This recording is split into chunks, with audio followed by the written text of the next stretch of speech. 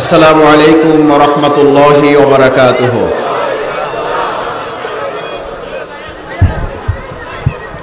যে পেছনে কি আওয়াজ শোনা গেছে? আসসালামু আলাইকুম ওয়া রাহমাতুল্লাহি ওয়া বারাকাতুহু। আউযু বিল্লাহি মিনাশ শাইতানির রাজীম। বিসমিল্লাহির রহমানির রহিম। اليوم أكملت لكم دينكم وأتممت عليكم نعمتي ورضيت لكم الإسلام دينا صدق الله العظيم وصدق رسوله النبي الكريم ونحن على ذلك من الشاهدين الشاكرين। আজকে আমাদের প্রিয় মাতৃভূমি বাংলাদেশের বীর চট্টলা হিসাবে খ্যাত চট্টগ্রামের শহীদি ময়দান হিসাবে পরিচিত, শহীদের রক্তে রঞ্জিত যে ময়দান, সাতকানিয়ার মাদ্রাসা যুব উন্নয়ন পরিষদের উদ্যোগে আয়োজিত আজকের এই বিশাল তাফসিরুল কোরআন মাহফিলের সম্মানিত সভাপতি, যুবকদের অত্যন্ত প্রিয় মানুষ, মুরব্বীদের স্নেহ এবং দোয়ায় যিনি সিক্ত, সাতকানিয়ার এই মাদ্রাসা যুব উন্নয়ন পরিষদকে যিনি তার চিন্তা, পরিকল্পনা, দৃষ্টিভঙ্গি দিয়ে এরকম কোরআন এবং ইসলামের আহ্বান মানুষের কাছে পৌঁছে দিয়ে প্রিয় নবী মুহাম্মদুর রাসূলুল্লাহ সাল্লাল্লাহু আলাইহি ওয়াসাল্লাম যেভাবে শান্তিপূর্ণ একটা সমাজ বিনির্মাণের চেষ্টা করেছিলেন, সেই লক্ষ্যে মাদ্রাসা যুব উন্নয়ন পরিষদের সংগ্রামী সভাপতি, ঢাকাস্থ চট্টগ্রাম ব্যবসায়ী কল্যাণ সমিতির প্রিয় নেতা, আপনাদের প্রিয় মানুষ, আমার প্রিয় ভাই জনাব মোহাম্মদ জাফর আহমদ আজকের অনুষ্ঠানের প্রধান অতিথির বক্তব্য রেখেছেন আমাদের অত্যন্ত শ্রদ্ধাভাজন বাংলাদেশের অন্তর্বর্তীকালীন সরকারের সম্মানিত ধর্ম বিষয়ক উপদেষ্টা, বিশিষ্ট আলেমীদ্বীন, চিন্তাবিদ, একটি সুন্দর বাংলাদেশ গড়ার অন্যতম রূপকার হিসাবে যিনি ইতিমধ্যেই মুসলমানদের অন্তরে জায়গা করে নিয়েছেন, আমাদের শ্রদ্ধাভাজন জনাব ডক্টর আফামা খালিদ হোসেন, বিশেষ অতিথি সাবেক সংসদ সদস্য জনাব আনামা শামসুল ইসলাম, সাবেক সংসদ সদস্য বিশেষ অতিথি জনাব শাহজাহান চৌধুরী, আমাদের সামনে উপস্থিত আছেন মঞ্চে বিশিষ্ট শিল্পপতি, অত্র এলাকার সম্মানিত বিশিষ্ট ব্যবসায়ী আমার প্রিয় ভাই জনাব আয়ুব হোসেন, উপস্থিত আছেন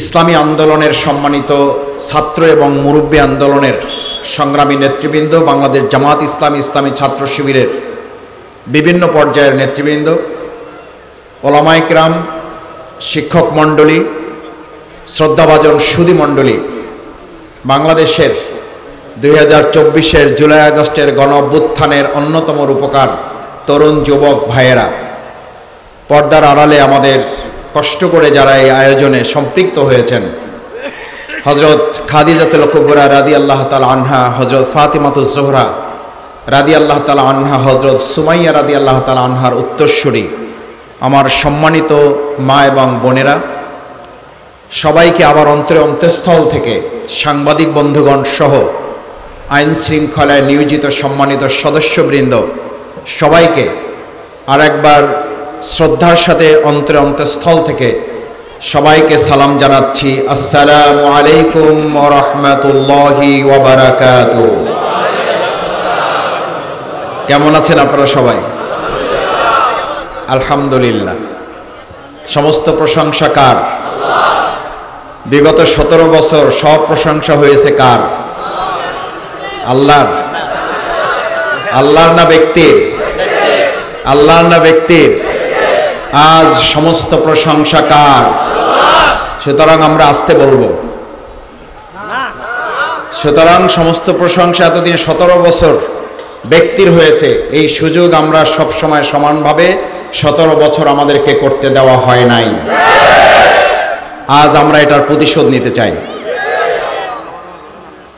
আজ সাতকানিয়ার এই রক্তাক্ত ময়দান থেকে সমস্ত প্রশংসার যিনি মালিক, সে আল্লাহর দরবারে আমরা অন্তরস্থল থেকে সিজদা অবনত চিত্তে, মস্তক অবনত করে, তরুণ যুবকেরা, বৃদ্ধরা যুবক হয়ে, আমাদের মায়েরা বোনেরা, হযরত খাদিজাতুল কুবরা, হযরত আয়েশা সিদ্দিকা রাদিয়াল্লাহু তাআলা আনহা, তাদের উত্তরসূরি হিসাবে হৃদয়ের সবটুকু আবেগ এবং ভালোবাসা উজাড় করে আমরা আরেকবার আল্লাহর দরবারে শুকরিয়া আদায় করতে চাই। আলহামদুলিল্লাহ।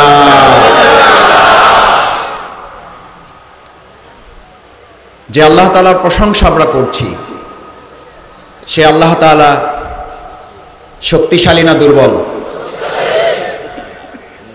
এটা কি আমাদের বলার দরকার আছে?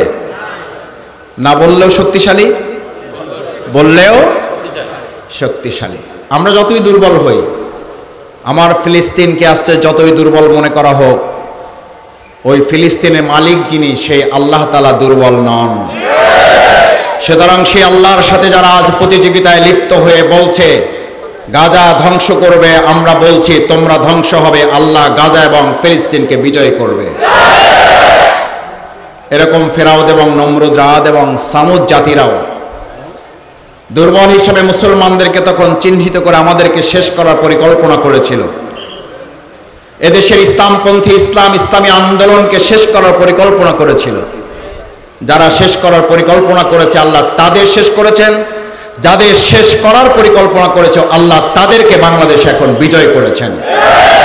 এই বিজয়ের ধারা এখান থেকে শুরু হয় না, এই বিজয়ের ধারা ফিলিস্তিন থেকে শুরু হয়েছে। ফিলিস্তিনের মাধ্যমে বিজয়কে পরিপূর্ণ করা হবে। আমাদের ফিলিস্তিনের শিশুদের রক্ত ঝরানো হচ্ছে, আমাদের ভাইদের রক্ত ঝরানো হচ্ছে, আমাদের মা আমাদের বোনদের রক্ত ঝরানো হচ্ছে। ফিলিস্তিন গাজাকে যারা ধ্বংস করার পরিকল্পনা করছে, আমরা তাদের একটা পরিষ্কার বার্তা দিতে চাই। তোমাদের মিসাইল আছে,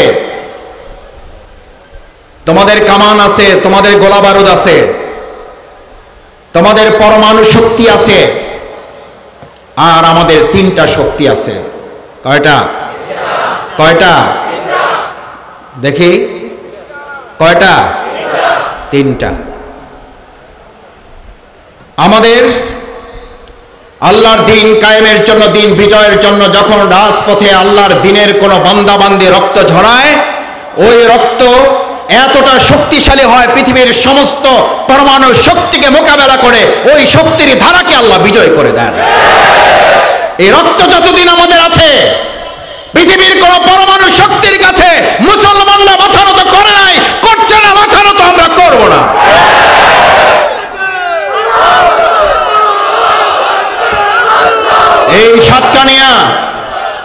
এই সাতকানিয়ায় বহুবার, বহুদিন, বহু বছর, বহু মাস ইসলামী আন্দোলনকে ধ্বংস করার পরিকল্পনা করা হয়েছে। আর আমাদের ভাইয়েরা রক্ত দেওয়ার সিদ্ধান্ত নিয়েছে। রক্তের বিজয় এখানে হয়েছে, রক্তের বিজয় হবে।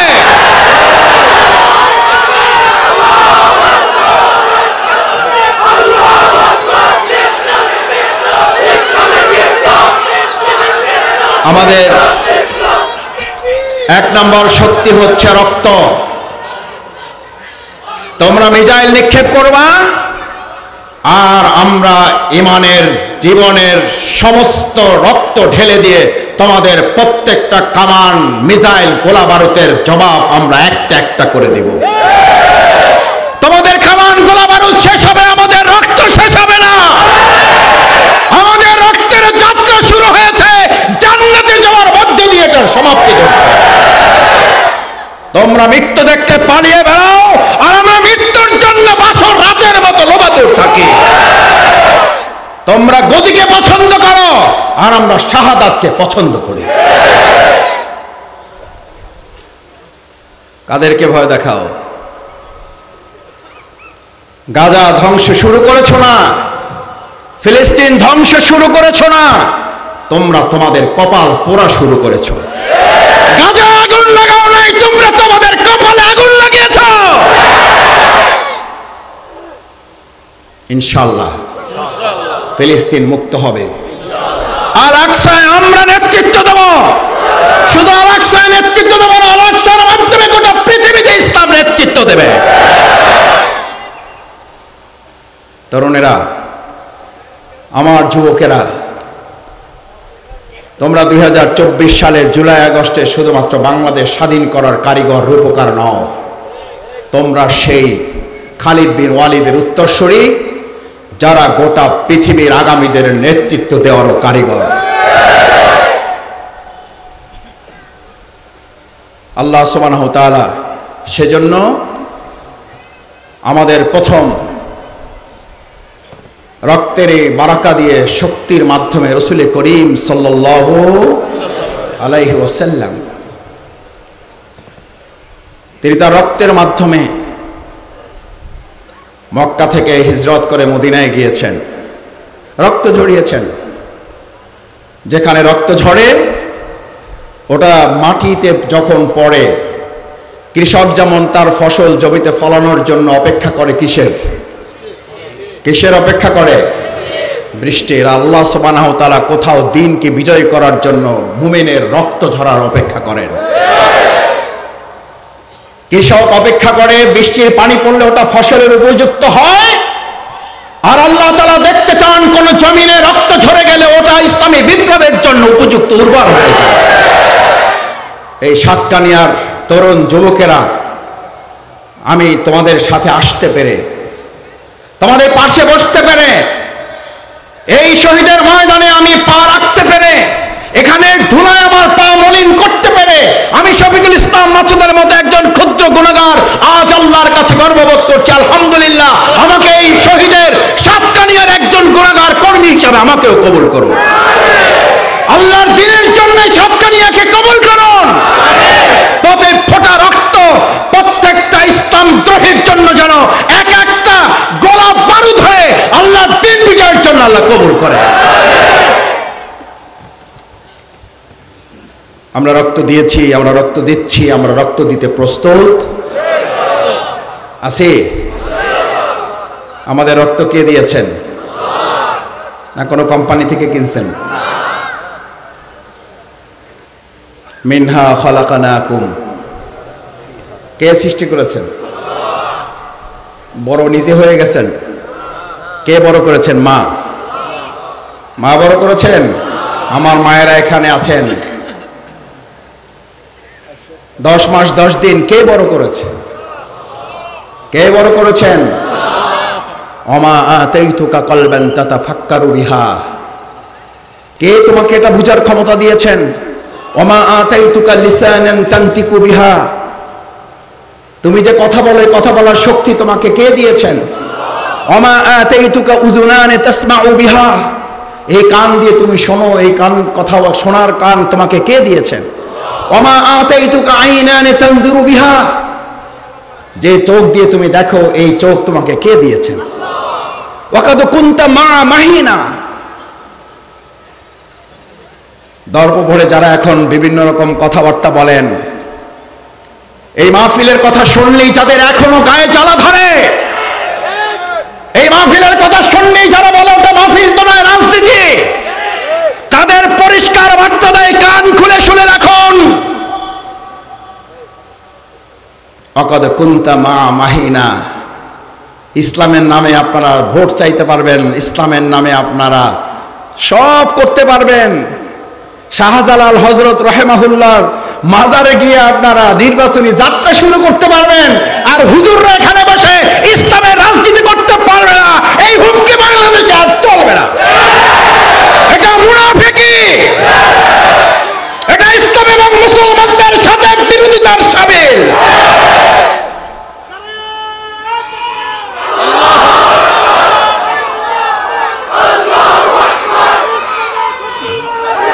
বরং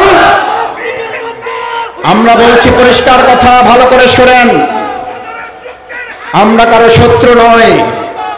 ইসলাম শত্রুতা কমিয়ে বন্ধুত্ব তৈরি করতে পছন্দ করে।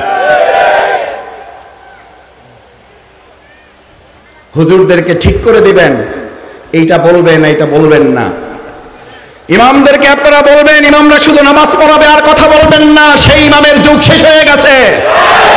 এখন মসজিদে নববীর যুগ। মসজিদে নববী থেকে ইমামের দায়িত্ব পালন হবে, মসজিদে নববী থেকে রাসূলের রাষ্ট্রপতি পরিচালনার সুন্নাহ পালন ইসলামের কর্ম।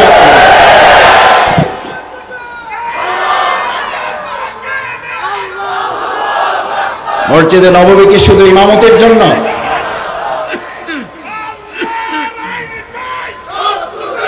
মসজিদে নববী কি শুধু নামাজ পরিচালনার জন্য? কিসের জন্য? রাষ্ট্র পরিচালনার জন্য। আর আজ আমাদেরকে এই কথা শুনতে হয়, মসজিদের ইমামেরা সব বলতে পারবেন, ভোট চাইতে পারবেন না।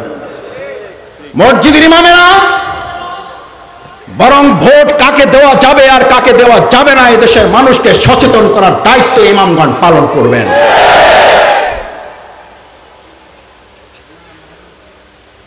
সেই জন্যই আজ মাদ্রাসা যুব উন্নয়ন পরিষদ আপনাদেরকে এখানে একত্রিত করে বার্তা দিতে চায়, আমরা আগামী দিনে কি ক্লাবমুখী সাতকানিয়া তৈরি হবে না মসজিদমুখী? কে মুখী? আরো আসতে দেখি, ক্লাবমুখী না মসজিদমুখী সাতকানিয়া? মসজিদমুখী যারা হাত জাগিয়ে দেখাও। আমরা কি ক্লাবমুখী সাতকানিয়া চাই না মসজিদমুখী সাতকানিয়া চাই?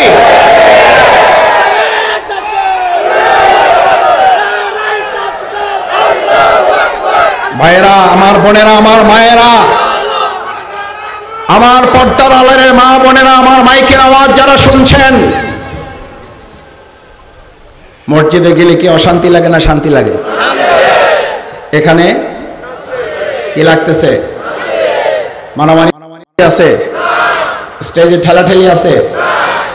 বাংলাদেশে এরকম মঞ্চ ঠেলাঠেলির আছে না নাই?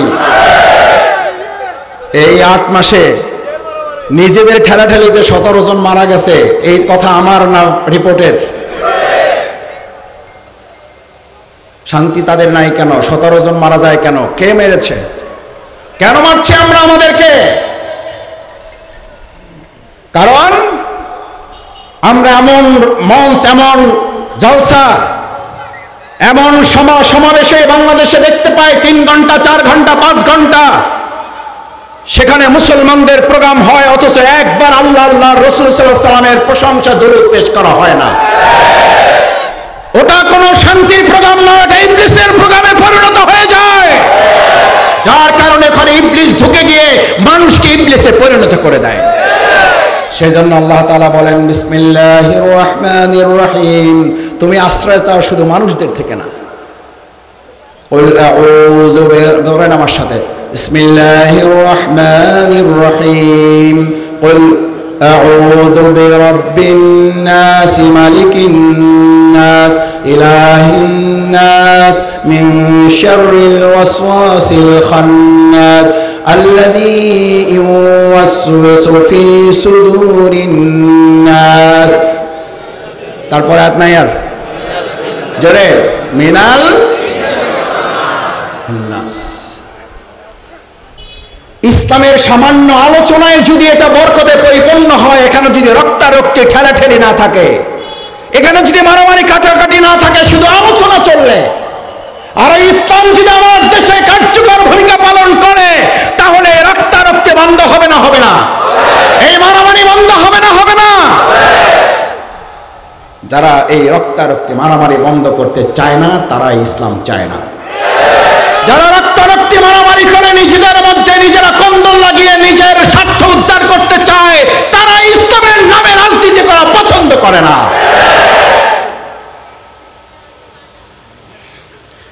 আমি আপনাদের খুব সহজ করে একটা কথা জিজ্ঞেস করি, মানুষ হিসাবে আমরা শান্তি চাই না? চাই না? মানুষ হিসাবে বলছি, হিন্দু হিসাবে, বৌদ্ধ হিসাবে, ধর্ম হিসাবে, মুসলিম হিসাবে না, কি হিসাবে? মানুষ হিসাবে। মানুষ হিসাবে যদি আপনি শান্তি চান, সেই শান্তি ইসলাম না ইসলামের বাইরে?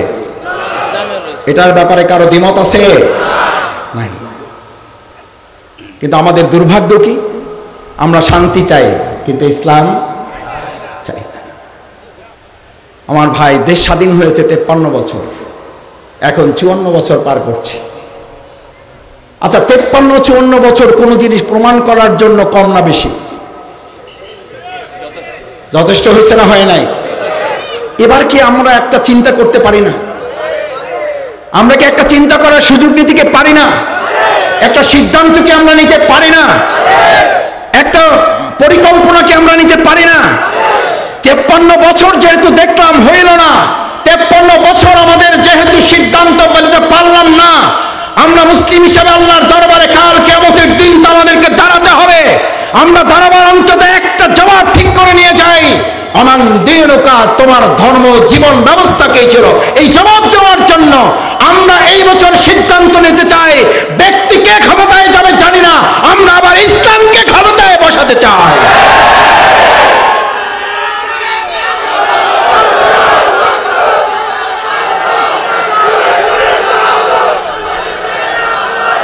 সেই ইসলামকে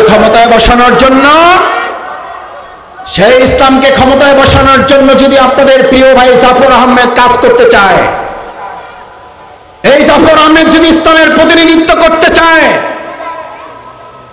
এই জাফর আহমেদ যদি ইসলামের একজন সেবক হিসেবে, খাদেম হিসেবে কাজ করতে চায়, তাহলে এই জাফরের নেতৃত্ব আমরা আমাদের এই প্রিয় এলাকাকে ইসলামের এলাকা হিসেবে গড়তে রাজি আছি সবাই।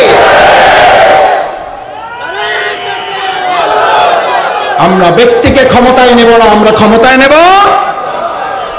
নেব ইসলামকে। সম্মানিত ভাই এবং বোনেরা, ভিন্ন ধর্মাবলম্বীরা এখানে আছেন আমি শুনেছি।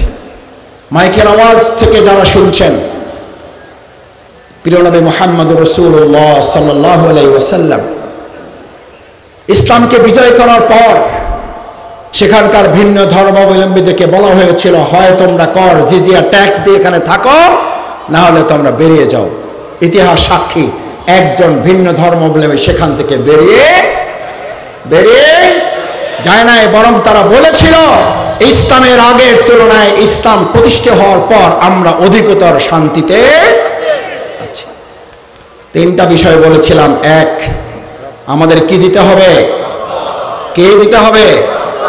রক্তের মাধ্যমে আজ আমাদের এই প্রিয় মাতৃভূমি বাংলাদেশ 2024 সালের তরুণ, যুবক, ছাত্র, শ্রমিক জনতা যেভাবে আমার প্রিয় মাতৃভূমি বাংলাদেশকে ফ্যাসিবাদ মুক্ত করেছে, আওয়ামী স্বৈরাচার মুক্ত করেছে, আমরা আগামী দিনে চাঁদাবাজ দখলদার মুক্ত করার জন্য প্রয়োজন যদি হয় আরেকবার রক্ত দিতে রাজি আছি যুবকেরা।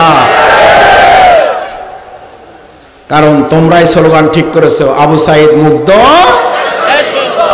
শেষ হয় নাই যুদ্ধ। আমাদের যুদ্ধ ততক্ষণ চলবে যতক্ষণ পর্যন্ত পরিপূর্ণভাবে ইসলামকে বিজয়ী করা। 2 নাম্বার, আমার তরুণ যুবকেরা, আমার ভাইয়েরা, আমার মুরব্বিয়ানে কেরাম, আমার শ্রদ্ধাভাজন ইমাম, খতিব, শিক্ষক মণ্ডলী, পিতৃ সমতুল্য মুরব্বিগণ, আমার মা এবং বোনেরা, ইমানদারদের অনেকটা অস্ত্রের নাম হচ্ছে তার চোখের পানি। কি নাম? আমরা রক্ত দিব, চোখের পানি দিব না? দিব। আমার ফিলিস্তিনি ভাই বোনদের জন্য, আমার প্রিয় মাতৃভূমি বাংলাদেশের জন্য, গোটা পৃথিবীর মুসলিম উম্মার জন্য আমরা একদিকে রক্ত দেওয়ার সিদ্ধান্ত নেব, আর একদিকে চোখের পানিতে আমাদের এই সমস্ত ভাই বোনদের মুক্তির জন্য আল্লাহর কাছে আমরা সাহায্য চাই। কারণ আমাদের বৈশিষ্ট্য সম্পর্কে বলা হয়েছে, ফালিয়াদহাকু কালিল ওয়া লিয়াবকু কাসীর। এরা হাসবে কম। এই বৈশিষ্ট্যটা কি আমরা আজকে এখান থেকে নিয়ে যেতে পারবো? আমাদের সমাজের তরুণ যুবকেরা এখন হাসে কম না কাঁদে বেশি? কোনটা? হাসে বেশি, কাঁদে কম। প্রিয় নবী মুহাম্মদ রাসূলুল্লাহ সাল্লাল্লাহু আলাইহি ওয়াসাল্লাম সোনার মদিনা যে যুবকদেরকে দিয়ে গড়েছিলেন, যে তরুণদের দিয়ে গড়েছিলেন, তারা হাসতেন কম, কাঁদতেন বেশি। তাদের বৈশিষ্ট্য ছিল রহমান আল্লাহ। আজ সাতকানিয়াবাসীকে এই মর্যাদায়, সম্মানে বৈশিষ্ট্য নিয়ে যেতে হবে। আমি শফিকুল ইসলাম মাসুদকে এই বৈশিষ্ট্যের সাথে নিজেকে মিলাতে হবে। যে বৈশিষ্ট্য সম্পর্কে বলা হচ্ছে ফুরসানান নাহার রহবানাল লাইল, যারা আল্লাহর দ্বীনের পথে সৈনিকগিরি করবে, রক্ত দেওয়া কাজ, একই সাথে তারা রাত্রিবেলা দরবেশগিরি করবে, চোখের পানিতে তাদের জায়নামাজ ভিজাবে। আমরা সৈনিকগিরি করার জন্য উটের পিঠে চড়তে প্রস্তুত থাকবো, রাত্রিবেলা জায়নামাজে চোখের পানিতে আমাদের জায়নামাজ ভিজে আল্লাহর কাছে আমাদের সম্পর্কের যাত্রা আমরা শুরু করব। চোখের পানির সাথে যে আল্লাহর বান্দার সম্পর্ক হয়, দুনিয়ার আর কোনো সম্পর্ক তার না থাকলেও দুনিয়ার কেউ তার কোনো ক্ষতি করতে পারে না। প্রিয় নবী মুহাম্মদুর রাসূলুল্লাহ সাল্লাল্লাহু আলাইহি ওয়াসাল্লাম, আসতে বললে হবে সাল্লাল্লাহু আলাইহি ওয়াসাল্লাম। পৃথিবীর সবচেয়ে কৃপণ ব্যক্তি হচ্ছে সে যার টাকা নাই, পয়সা নাই, ব্যবসা নাই, গাড়ি নাই, বাড়ি নাই, চাকরি নাই, কি নাই, রাসূলের নাম বলা হয় অথচ দরুদ সাল্লাল্লাহু আলাইহি। বদরের প্রান্তরে যুদ্ধের জন্য গিয়েছেন 313 জন, বিপক্ষে কম না বেশি? অস্ত্র রাসূল সাল্লাল্লাহু আলাইহি ওয়াসাল্লামের বেশি না প্রতিপক্ষের বেশি? বিজয় হয়েছে অস্ত্রের মাধ্যমে না চোখের পানির মাধ্যমে? চোখের পানির মাধ্যমে। রাসূল করিম সাল্লাল্লাহু আলাইহি ওয়াসাল্লাম বদরের প্রান্তর, বদরের মাঠ, বদরের পাহাড়, আল্লাহু আকবার। আল্লাহ তাআলা সওয়াব যেন নষ্ট না করেন, এটা এই কারণে মনে পড়লো এখন।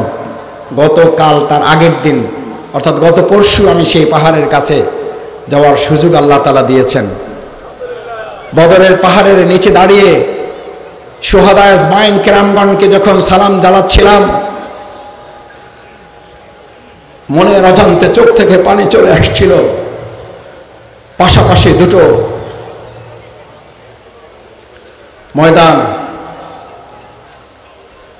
শুহাদার দুটো ময়দান, উহুদের দুটো ময়দান।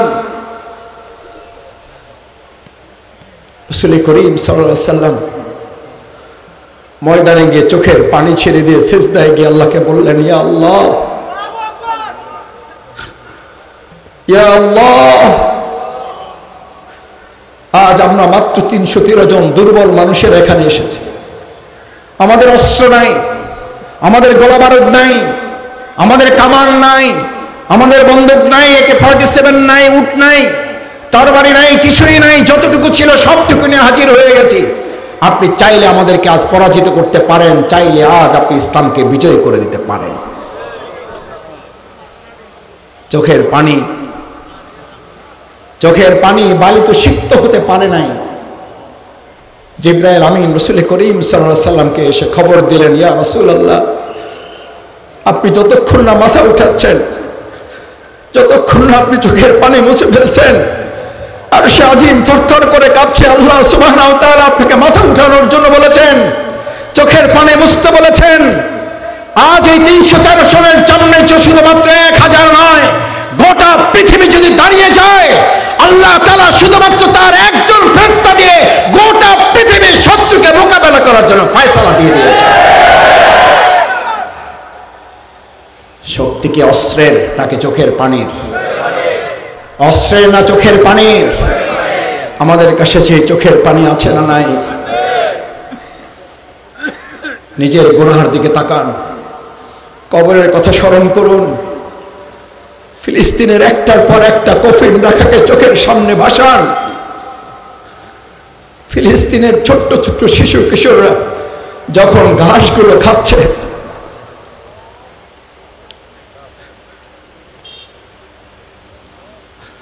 ছোট্ট বাচ্চা যখন তার খাবারটা একজন সাংবাদিককে দিচ্ছে, কারণ সেও মনে করছে এই সাংবাদিকটাও তার মতো ক্ষুধাতুর। আল্লাহ, আমাদের ফিলিস্তিনের ভাই বোনদেরকে আপনি রক্ষা করুন। আল্লাহ, আপনি আবার আরেকবার আবাবিল পাঠান, আমাদের আকসাকে আপনি হেফাজত করুন। আমাদের চোখের পানির শক্তি কামানের শক্তির চেয়ে কয়েক শত কোটি গুণ বৃদ্ধি করে দিন। তাহলে আমরা রক্ত দিতে চাই, আমরা সাথে চোখের পানিও দিতে চাই। যুবকেরা, তোমার চোখের পানির মূল্য তুমি বোঝো। তোমার চোখের পানি যখন চোখ থেকে বের হয়ে গাল পর্যন্ত এসে পৌঁছে যায়, গাল পর্যন্ত এসে পৌঁছে যায়, গালে যখন তুমি উষ্ণতা অনুভব করো, আল্লাহ তাআলা ফেরেশতাদেরকে জিজ্ঞেস করেন, আমার এই গোলাম, আমার এই বান্দা, আমার এই বান্দি পৃথিবীর কোন লোভে, কোন ভয়ে, কোন শোকে, কোন কষ্টে, কোন দুঃখে চোখের পানি ফেলছে জানতে চাও? ফেরেশতারা বলেন, ইয়া আল্লাহ, দুনিয়ার কোনো চাওয়া পাওয়ার জন্য না, দুনিয়ার কোনো ভয় নয়, দুনিয়ার কোনো লোভে নয়, শুধুমাত্র আপনার সন্তুষ্টির জন্য সে চোখের পানি ফেলেছে। আল্লাহ বলেন, ওকে জানতে চাও ও কি চায়, ও যা চাইবে আমি আল্লাহ তাকে তার চেয়ে কয়েক গুণ বেশি দিয়ে দেব। আমার ভাইয়েরা, সেই চোখের পানির শক্তি আমাদের এই প্রিয় মাতৃভূমি বাংলাদেশকে যেন কবুল করেন, সবাই বলুন আমিন। সম্মানিত ভাই এবং বোনেরা, আমার প্রিয় মাতৃভূমি বাংলাদেশের এই রক্ত এবং এই চোখের পানির সাথে আমাদের কয়টা জিনিসের কথা বলেছি? আর একটা জিনিস আমাদেরকে দিতে হবে। কি দিতে হবে বলেন? আমরা রক্ত দিচ্ছি, আমরা চোখের পানি দিচ্ছি, এবার কি দিতে চাই? কি দিতে চাই? ঘাম। কি দিতে চাই? কয়টা? একটু জোরে বলেন আমার সাথে। প্রথমে, দ্বিতীয়, তৃতীয়, ঘাম দিতে চাই। রাসূল করিম সাল্লাল্লাহু আলাইহি ওয়াসাল্লাম আল্লাহর দ্বীনের দাওয়াত পৌঁছাতে গিয়ে ঘরমাক্ত হয়েছেন না হন নাই? শরীরের ঘাম যখন ঘরে, আপনার শরীরের এই ঘাম যখন মাথা থেকে শরীর থেকে পা থেকে জমিনে পড়ে যায়, কৃষক যখন ফসল ফলায়, আগাছা দমন করতে চায়, আগাছা নির্মূল করতে চায়, ফসল ফলাতে চায়, ফসলকে উর্বর করতে চায়, তখন সেখানেও তিনটা জিনিসের দরকার হয়। কয়টা? ওষুধ দিতে হয় না হয় না? সার দিতে হয় না হয় না? ওষুধ দিতে হয়, সার দিতে হয়, পানি দিতে হয়। কয়টা লাগে? সার, ওষুধ এবং পানির পরে ওই জমিনটা যেমন ফসলের জন্য উর্বর হয়ে যায়। আজ এই সাতকানিয়া সহ 56,000 প্রিয় মাতৃভূমি বাংলাদেশের এই জমিন আমরা রক্ত দেব সারের মতো, আমরা চোখের পানি দেব পানির মতো, আমরা রক্ত দেব, সার দেব, আমাদের এই কীটনাশক দেব, আমরা আমাদের সমস্ত কীট পতঙ্গ মুক্ত করে, আগাছা মুক্ত করে, ফসলের জন্য জমিকে যেমন উর্বর করে, ইসলামের জন্য জমিকে উর্বর করতে রক্ত দেব, ঘাম দেব, চোখের পানি দিয়ে ইসলামের জন্য বাংলাদেশকে উর্বর করব।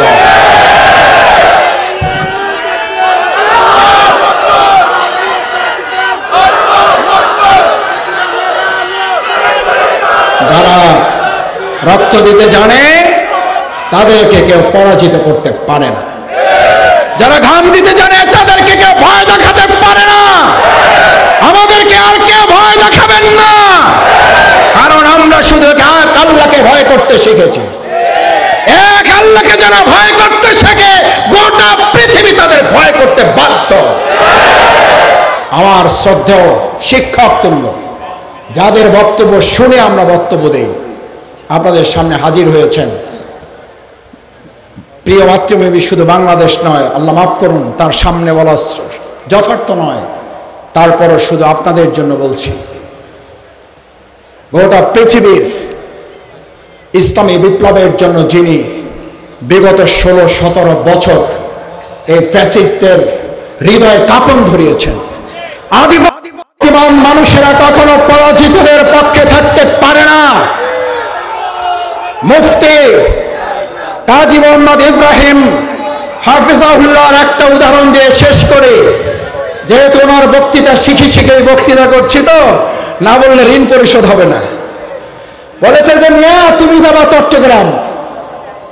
কোথায় যাবা? হুজুর হয়তো শুনে হাসবে, বেটা আমার সামনে আমার কথা কও। ছাত্র হিসেবে একটা পরীক্ষা দিয়ে দেখতে চাই যে পাশ করবো না ফেল করবো। আপনি ফেলের তালিকায় আছে, তাও যদি আল্লাহর মেহেরবানি আর হুজুরের দয়া যদি পাশ করতে পারি। বেটা যাবি চট্টগ্রাম, রেল স্টেশনে যায় দেখি যে চিটাগাং ট্রেনে কোনো সিট ফাঁকা, মাঝখানে দাঁড়াবার জায়গাও ফাঁকা নাই, রডও খালি নাই, ছাদও খালি নাই। যায় দেখলেন সিলেটে যাওয়ার একটা ট্রেনে এসি সিট ফাঁকা আছে। কি সিট ফাঁকা আছে? চিন্তা করলেন ট্রেন তো একটা পাইলেই তো হয়। চট্টগ্রামেরটায় উঠবেন না সিলেটেরটায়? কোনটায় কোনটা উঠবেন? সিলেটেরটায় উঠবে। মাশাআল্লাহ, সিলেটে যারা উঠবেন দেখি 2-4 জন অন্তত হাত জাগান। কোনটা উঠবেন? টার্গেট কোথায়? টার্গেট কোথায়? সিলেটেরটাই যদি এসি না আপনারা বিনা পয়সায় বলে যে ভাই এসি আছে, বিনা পয়সা নিয়ে যাবো, ওঠেন, আল্লাহ বর্ষা যা হয়। কয়জন রাজি আছেন হাত জাগান। বন্ধুর ওখানে 2-4 জন যদি রাজি থাকেন পরে আমাদের ভাইদেরকে জানায়েন। আমার মনে হয় না সাতকানিয়ার বোনেরা যে বীর সন্তানদের জন্ম দিয়েছে, যে শহীদদের মায়েরা এখানে আছেন, যে শহীদ পরিবারের সদস্যরা আছেন, নিশ্চয়ই তারা ফাতেমাতুজ জোহরা রাদিয়াল্লাহু তাআলা আনহা, খাদিজাতুল কুবরা, সুমাইয়া রাদিয়াল্লাহু তাআলা অনুসারীরা এখানে বসে আছেন। হুজুর বললেন শেষ কথা। তখন আমাদের মধ্যে কেউ কেউ মনে করে জায়গা যেহেতু পাইলাম না, সিলেটেরটা যেহেতু ফাঁকাই পড়ে আছে, যাওয়াই যেহেতু কাজ, আল্লাহর উপর ভরসা, উঠে গেলাম, যা হয় হবে। আমার তো দোষটা, দোষ কার?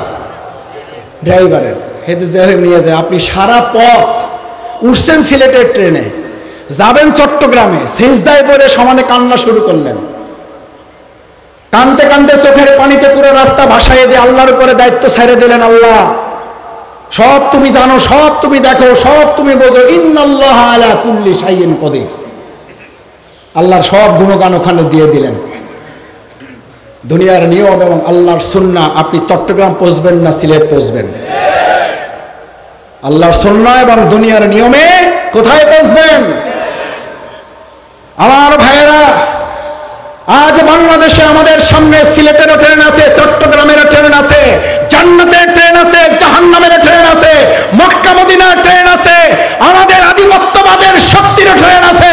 আমরা আজ এখানে সিদ্ধান্ত নিতে চাই, খালি থাকুক আর না থাকুক, জায়গা পাই আর না পাই, দাঁড়িয়ে যেতে হোক আর বসে যেতে হোক, হামাগুড়ি দিয়ে যেতে হোক, তাদের উপর ভর করে যেতে হোক, ট্রেনের ছাদে যদি চলে চলে যেতে হয়, তারপরও আমরা কি জান্নাতের রাস্তায় হাঁটবো নাকি এসি গাড়ির জাহান্নামের রাস্তায় যাব? জান্নাতের পথের পথিকেরা হাত জাগিয়ে দেখাও। আল্লাহ আপনি আমাদের জান্নাতের পথের পথিক হিসেবে কবুল করেন, জান্নাতের ট্রেনের যাত্রী হিসেবে কবুল করেন। আসুন সম্মানিত ভাই এবং বোনেরা, আজ এই ইসলামী জলসার মাধ্যমে আমরা আল্লাহর কাছে নিজেদেরকে জান্নাতের পথের পথিক হিসাবে এখান থেকে সিদ্ধান্ত নিয়ে যদি যেতে পারি, অন্তত আল্লাহ তাআলা দয়া করে আমাদের জীবনের গুনাহ খাতাগুলো মাফ করে, দয়া করে মেহেরবানি করে জান্নাতের পথের পথিক হিসাবে আমাদের ভাই এবং বোনদের সবাইকে কবুল করেন। অন্তর থেকে সকলে বলুন আমিন। সুবহানাকাল্লাহুম্মা ওয়া বিহামদিকা আশহাদু আল্লা ইলাহা ইল্লা আনতা আস্তাগফিরুকা ওয়া আতুবু ইলাইক। আসসালামু আলাইকুম ওয়া রাহমাতুল্লাহি ওয়া বারাকাতুহু। দুজন ভাই বড় মুসলমান হবে তো এটা একটু ডিক্লার দেন, সবার বসতে হবে।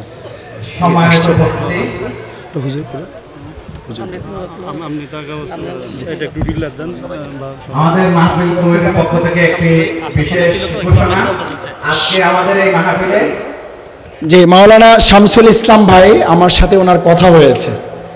আপনারা জানেন উনি শারীরিকভাবে বেশ অসুস্থ। আল্লাহ তাআলা মেহেরবানি করে ওনাকে হায়াতে তাইয়্যিবা এবং শারীরিক সেহাত দান করুন। আপনাদের সবাইকে সালাম জানিয়েছেন, দোয়া চেয়েছেন এবং উনি শারীরিক কারণে আসতে পারেন নাই। আপনাদেরকে সালাম এবং দোয়ার মাধ্যমে আল্লাহ তাআলা যেন এই শূন্যতা পূরণ করে দেয়।